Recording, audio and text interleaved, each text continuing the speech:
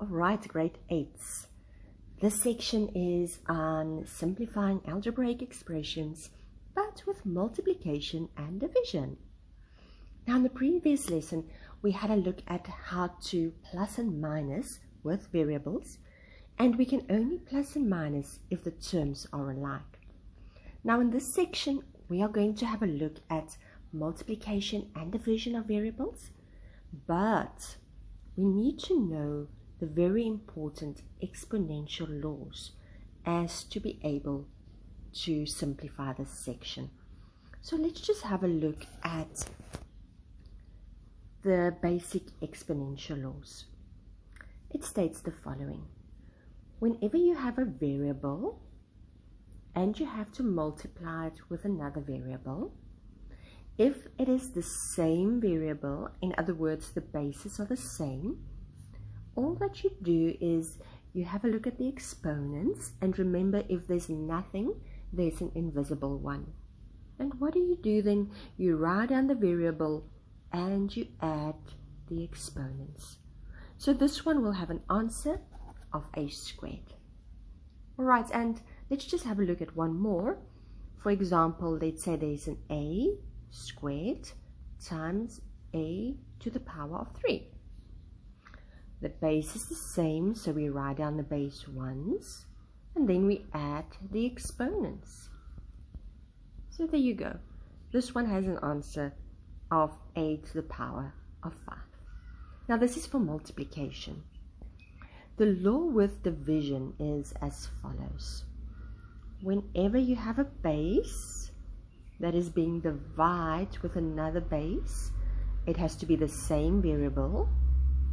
Then we minus the exponents. So it will be 5 minus 4, and that will be equal to b to the power of 1, or just b. Okay, those are the two basic exponential laws, and we will follow them in the following questions. Let's have a look at a first example.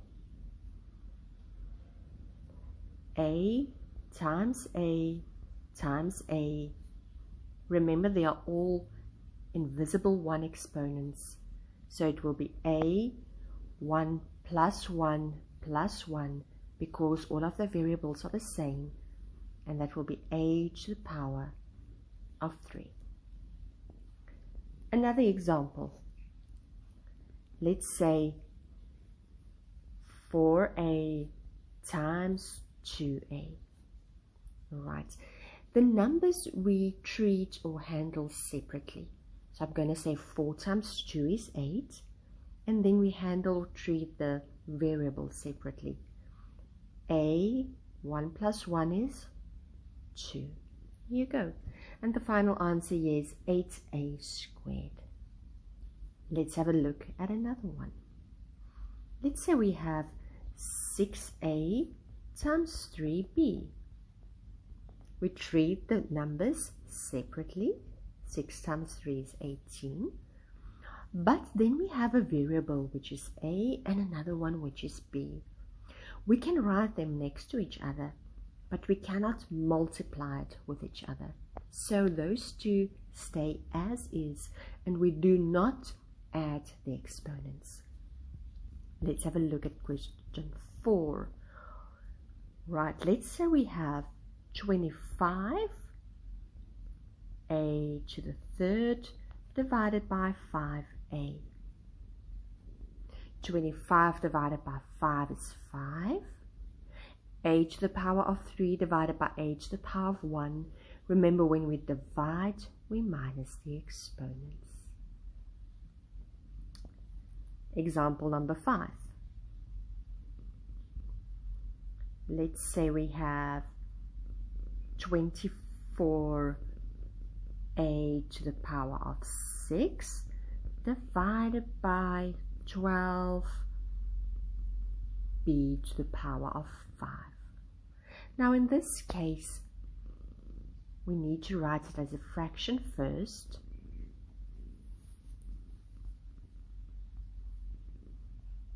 We treat the numbers separately. 24 divided by 12 is 2. But the a and the b does not have the same base.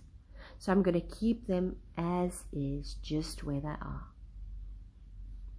Sorry, at the bottom we need to have a B.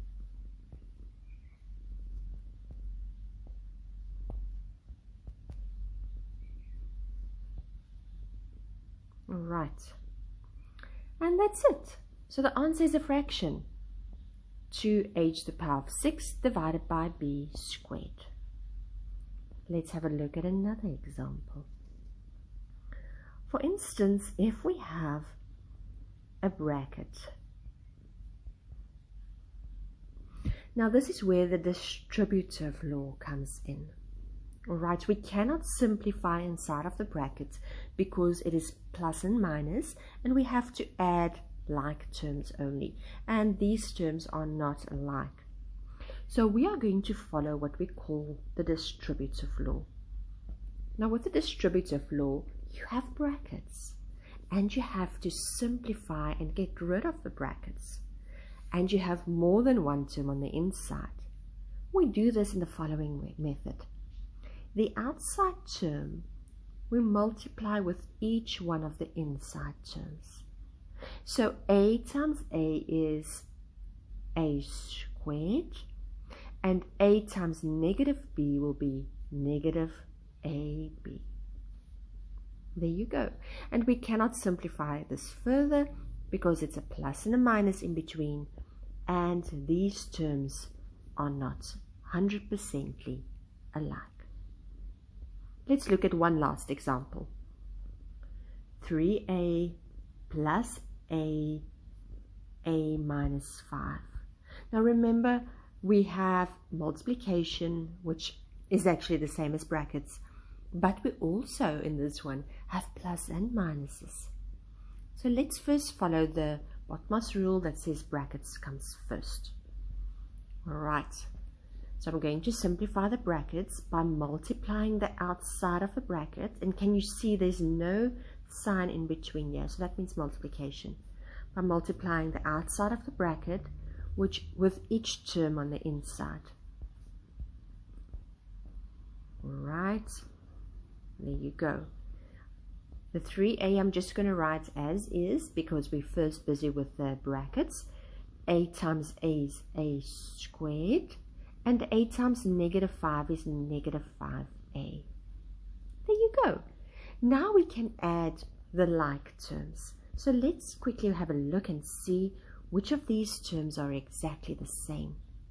The 3a and the 5a. So I'm going to write them next to each other. Remember, the negative is on the left hand side of the 5a, so the negative goes along with the 5a. And then we have the a squared. Alright, so in our next step, we have to simplify the a's. We're adding the like terms. 3a minus 5a, that's a number line question.